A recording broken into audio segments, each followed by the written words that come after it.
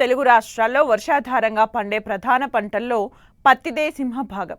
ఖరీఫ్ పత్తి సాగుకు సిద్ధమవుతున్న రైతులు తొలి దశలో ఆశించే చీడపీడల నివారణకు ఎరువుల యాజమాన్య పద్ధతులు ఎలా చేపట్టాలో తెలియజేస్తున్నారు ఆదిలాబాద్ వ్యవసాయ పరిశోధనా స్థానం శాస్త్రవేత్త ప్రవీణ్ కుమార్.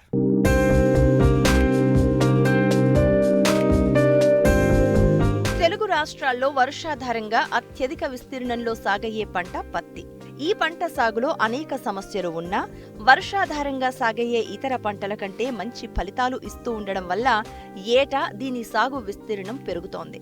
ప్రస్తుతం పంట విత్తేందుకు సిద్ధమవుతున్న రైతులు ఎప్పుడు విత్తుకోవాలి, ఎరువుల యాజమాన్యం, తొలి దశలో వచ్చే చీడపీడల నివారణ ఏ విధంగా చేపట్టవచ్చునో తెలియజేస్తున్నారు ఆదిలాబాద్ వ్యవసాయ పరిశోధనా స్థానం శాస్త్రవేత్త ప్రవీణ్ కుమార్.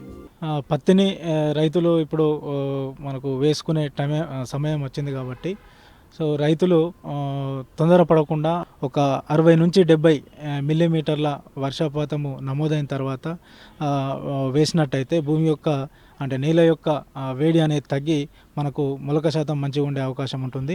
ఈ పొడి నెలలో వేయడం వలన ఏమవుతుందంటే ఈ ఉష్ణోగ్రత వలన విత్తనము చెడిపోవడము, అదేవిధంగా ఉడతలు కానీ చీమలు కానీ పట్టడం కూడా తినడం కూడా జరుగుతుంది. కాబట్టి నేల యొక్క ఉష్ణోగ్రత తగ్గిన తర్వాత అడుగు భూమి తడిచిన తర్వాత మనం విత్తుకున్నట్టయితే మొలక శాతం బాగుంటుంది. మనము సరైన తేమలో విత్తనాలు వేసినట్టయితే దాదాపు 5 నుంచి 6 రోజులలో మొలకంతా కూడా బయటకు రావడం జరుగుతుంది. ఒకవేళ అక్కడక్కడ మొలకలు ఏమైనా పోయినట్టయితే అంటే జర్మినేషన్ రానట్టయితే మనము 10 రోజుల లోపల మళ్ళీ గ్యాప్ ఫిల్లింగ్ అనేది అక్కడక్కడ రాని దగ్గర మళ్ళీ విత్తనాలు వేసుకొని గ్యాప్ ఫిల్లింగ్ చేసుకోవాలి. మనం సరైన తేమలు వేసుకున్నట్టయితే మనకు మొలక శాతం బాగుంటుంది. అదేవిధంగా నేల తయారీ కూడా చాలా ముఖ్యమైనది. మంచిగా చదును చేసుకున్న నేలలో వేసుకోవాలి. చివరి దుక్కిలో ఒక 50 కిలోల DAP-ని వేసుకొని కలియ దున్నుకోవాలి. ఒకవేళ చివరి దిక్కులో వేయనట్టయితే 15 రోజుల లోపల ఈ ఫాస్ఫరస్ అందించే ఎరువును అంటే DAP రూపంలో కానీ లేకుంటే సింగిల్ సూపర్ ఫాస్ఫేట్ రూపంలో కానీ వేసుకోవాలి 15 రోజుల లోపల. మొక్కకు కావాల్సిన పంటకు కావాల్సినటువంటి నత్రజని అదేవిధంగా పొటాష్ను మనము హైబ్రిడ్లకు అయితే ఒక 4 దఫాలుగా అంటే 20 రోజులకు, 40 రోజులకు, 60 రోజులకు, 80 రోజులకు నత్రజని కానీ పొటాషియం అందించే ఎరువులను వేసుకోవాలి.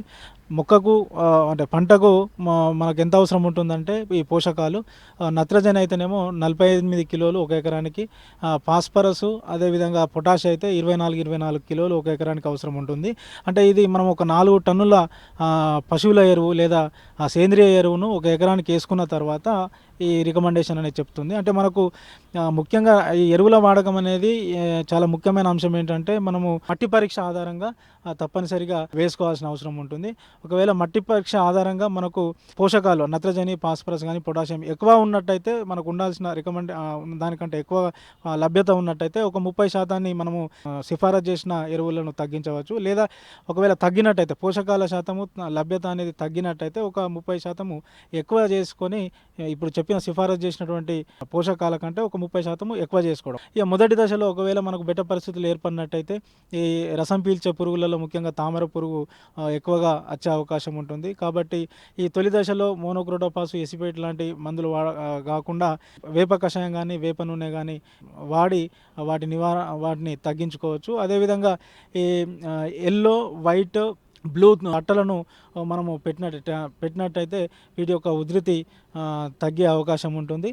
అదేవిధంగా ఈ కాలర్ రాట్ అంటే వేరు తెగుళ్ళు కూడా వచ్చే అవకాశం ఉంటుంది బెట్టి పరిస్థితులు ఉన్నప్పుడు.